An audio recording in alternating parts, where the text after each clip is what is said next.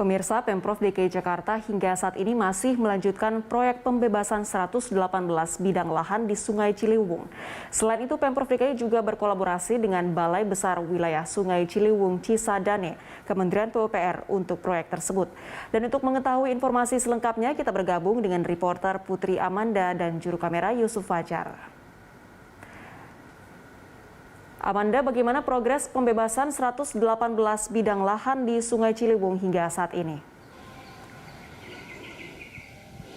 Anggita, meski ada beberapa anggaran yang memang dialokasikan untuk penanganan COVID-19 di DKI Jakarta, namun Pemprov DKI Jakarta ini bersikeras dan juga bertanggung jawab untuk meminimalisir terjadinya banjir di ibu kota, seperti fokus untuk melakukan pembebasan lahan ini sebanyak 118 lahan untuk normalisasi Sungai Ciliwung.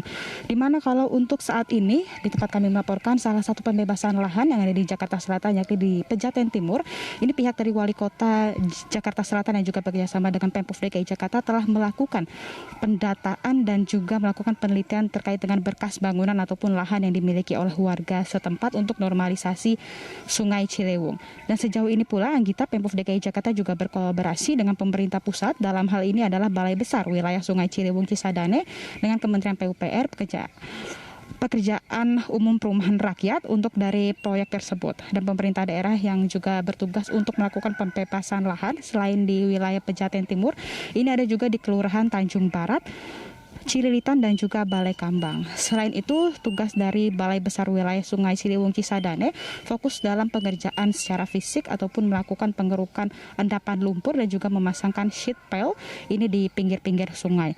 Untuk pembebasan 118 bidang lahan ini, Anggita juga diperkirakan memakan anggaran biaya sekitar 160 miliar rupiah. Dan bahkan sejauh ini Pemprov DKI Jakarta sebenarnya telah memiliki ataupun mendapatkan alokasi dana dari PEN, Pemulihan Ekonomi Nasional, sekitar 12,6 triliun pada akhir 2019. Namun dikarenakan Pemprov DKI Jakarta juga harus mendanai sejumlah proyek pada COVID-19 ini ataupun ada akibatnya dari refocusing alokasi dana begitu untuk pemulihan dan juga penanganan COVID-19 di DKI Jakarta. Namun pihaknya juga menegaskan bahwa akan terus berupaya untuk meminimalisir terjadinya banjir di ibu kota seperti melakukan pembebasan lahan sebanyak 118 lahan. Anggita. Ya, Amanda, lalu apa rencana dan target Pemprov DKI membebaskan ratusan bidang lahan itu untuk kepentingan publik?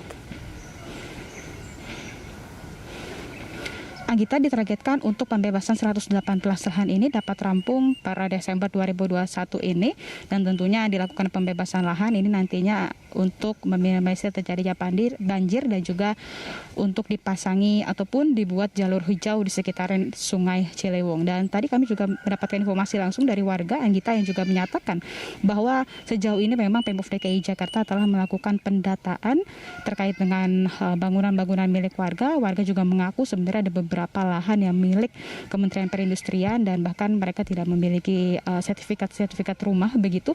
Dan sejauh ini juga ada beberapa warga yang memang sudah melakukan negosiasi harga begitu. Ada beberapa warga yang memang sudah dilakukan pembebasan lahan, namun juga masih ada beberapa warga yang masih belum melakukan pembebasan lahan dikarenakan masih kurang cocok begitu negosiasi harga dengan Pemprov DKI Jakarta. Nah, sejauh ini juga ternyata di Pejaten Timur tadi kami mendapatkan informasi banjir yang memang sempat mengenangi wilayah ini, yang mana banjir dengan ketinggian air mencapai 2 meter. Namun kelurahan setempat langsung telah menyiagakan beberapa mesin alat pompa begitu untuk mempercepat dalam membersihkan endapan-endapan lumpur yang dinilai ini endapan lumpurnya cukup tebal begitu, Anggita. Dan warga di sini juga mengaku telah siap jika nanti jangan sampai ada banjir susulan, mereka juga sudah memindahkan alat-alat rumah tangga mereka ke tempat yang lebih aman. Sementara demikian, Anggita, kembali ke Anda. Baik, terima kasih Amanda atas laporan Anda. Selamat bertugas kembali. Pemirsa, demikian laporan reporter Putri Amanda dan juru kamera Yusuf Fajar dari Pejaten Timur, Jakarta Selatan.